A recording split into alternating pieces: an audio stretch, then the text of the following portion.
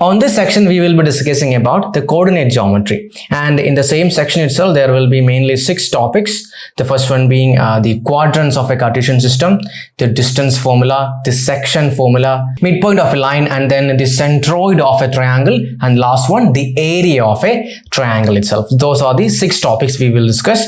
So first, we will get into the 4 quadrants in the Cartesian system itself. So here I'm having the Cartesian system itself, and as you can see, it's been divided into 4 parts. First one, second one, third one, and fourth one. And these 4 are nothing but called as the quadrants. So this is the first quadrant. This is the second one. This is the third one. And this is the fourth quadrant. And there is a speciality for each of these quadrants. The speciality is related to the x and y coordinate. And on the previous class, we discussed about what is this x and y, what are the coordinates, all those things we discussed in the previous class itself. Now, a small thing that was not mentioned on that video was another name of x and y. The x is nothing but called as the abscissa, and the y is called as the ordinate. The x is called as the abscissa.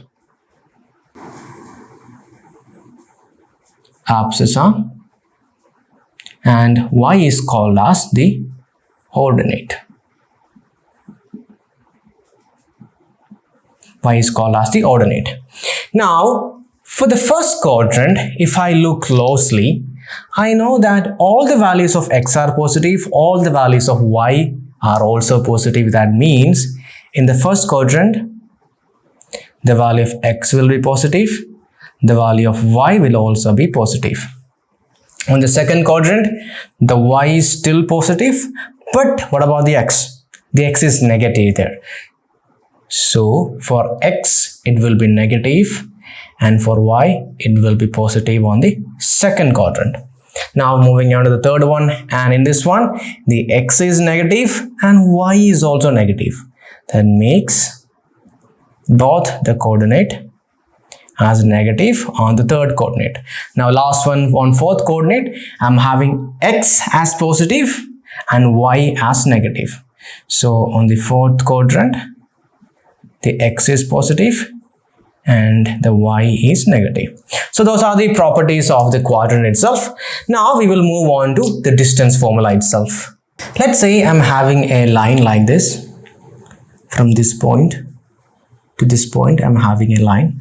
Now if I ask you the distance of this line, what will be your answer? We can find the distance of this line by considering the coordinate values. And here the value of coordinate will be what? That will be 4, 1, and here it will be 1, 1. So here only the horizontal distance is changing, or only the x coordinate is changing. So from 1 it is going up to 4. That means how many units? 1 unit, 2 unit, 3 unit. I can say it is 3 unit. That will be the distance. Now, what happens if I'm having a line like this? Little bit more an inclined line. Then can I find out the distance of the line by using this method? No, I cannot do that. And for that, we are having the distance formula. For that, let's consider 2 points. Let's say I'm having the first coordinate as 2, 2, and the second coordinate as 8, 6. So 2, 2, that is here, and then 8, 6, that is 8, 6, it's going to be here. So now I'm joining these 2 points. So I need to find the length of this line, and distance formula states that the distance d equal to root of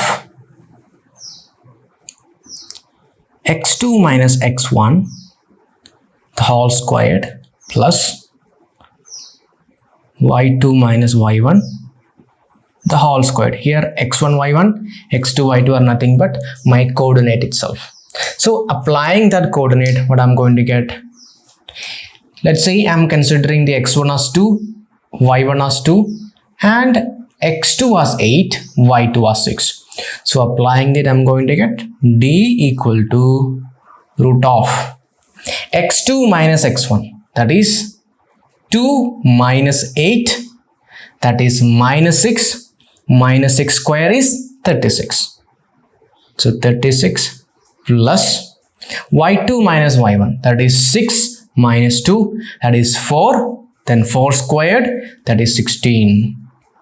And this is equal to 36 plus 16. 36 plus 10, 46. 46 plus 6, 52. So the distance is going to be root of 52 here. So that's about the distance formula. D is equal to root of x2 minus x1 the whole square plus y2 minus y1 the whole squared. Now moving on to the next one, that is the midpoint of a line. For that, let's consider the exact same line itself with coordinates 2, 2 and 8, 6. And we can find out the midpoint of a line by using this equation. X, y is equal to x1 plus x2 divided by 2, comma y1 plus y2 divided by 2. That's all. So what we have to do is that we have to take the sum of both the x coordinate divided by 2, take the sum of both y coordinates divided by 2. And in this case, it's going to be what? In this case, the midpoint is going to be around here. So I'm naming it as P, that is x, y equal to x1 plus x2. x1 plus x2 is 8 plus 2, that is 10, divided by 2 gives me 5, comma 2 plus 6, y1 plus y2, 2 plus 6, that is 8, divided by 2, 4. So 5, 4 will be the midpoint of this particular line. Now we are going to discuss about the section formula. And in section formula, what we are doing is that I'm having a point, and that point is cutting a line into some portions. And what we need to do is that we need to find out the point that is cutting that particular line.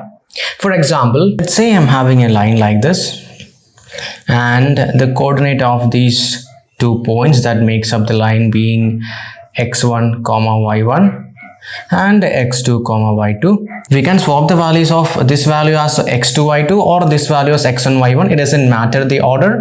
We just have to keep in mind we are not allowed to mix them. That means x1 and y1, that is not applicable. And in the same line itself, I'm having one more point inside this line in such a way that this point is cutting the line in some portion. Let's say this being P and the coordinate of that point being x, y. And let's assume that this point is cutting the line or dividing this line into 2 portions with ratio m:n. And section formula gives you a formula to determine the equation or to determine the coordinate of this point P that cuts this line. And by section formula, we can say that the coordinate P of x, y is equal to m into x2 plus n into x1 divided by m plus n, comma m into y2 plus n into y1 divided by m plus n.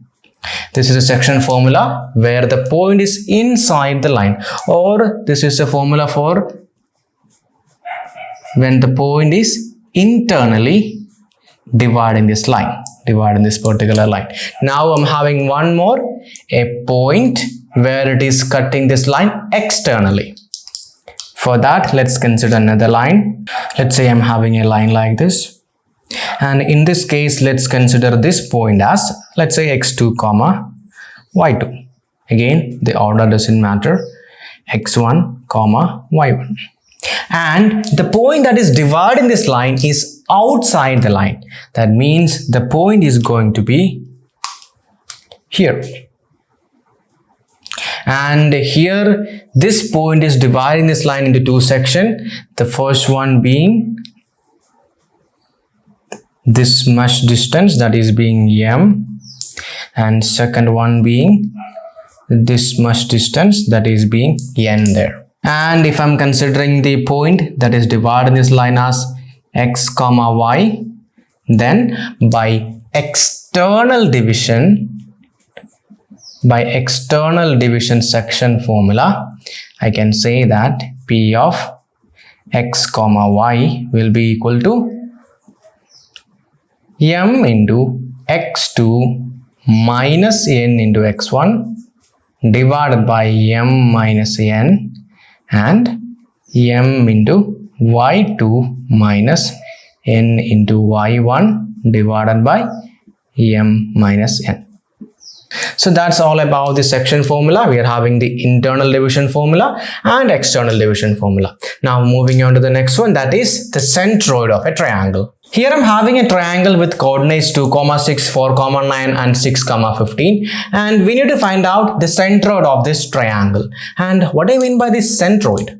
Centroid means if I am cutting this point or this line in its center, that means it is dividing this entire line into two equal portions, and I'm drawing a line from that point to the other edge. And here also I am dividing this line into two equal portions, and again I am extending that line to the other edge. And here also I'm dividing this line into two equal portions and I'm extending it to the other edge. So these three lines are nothing but the medians of the triangle. Medians means it is cutting one of the sides as equal portions and the other end joined to the other edge of the triangle itself. Now when I join like this, I will be having a common point here, and this will be my centroid. And the equation to find out the centroid of a triangle is, let's say I'm assuming that coordinate being x comma y, then it is x1 plus x2 plus x3 the whole divided by 3 and y1 plus y2 plus y3 the whole divided by 3. And in this case it's going to be 6 plus 2 plus 4. 6 plus 2 8, 8 plus 4 12, 12 divided by 3 4, 15 plus 6 21, 21 plus 9 30, 30 by 3 10. So this centroid is going to be 4, 10. Now the next one is going to be the area of the triangle, and if I'm having all the three coordinates of a triangle, I can find out the area of the triangle by using an equation, and that equation states that area is equal to 1 by 2 times mod of x1 into y2 minus y3. Here inside the bracket I'm not having the subscript 1 plus next one will be x2 into, so inside the bracket I won't be having y2 there because x2 is already outside. So after 2 I'm going to get y3 minus y2 won't come, only y1 plus now x3 into inside the bracket no y3, only y2 and y1. After x3 it's going to be y1 as a cycle method, y1 minus y2. So that's about the equation. Now we will just apply these three coordinates and find the area of this triangle itself.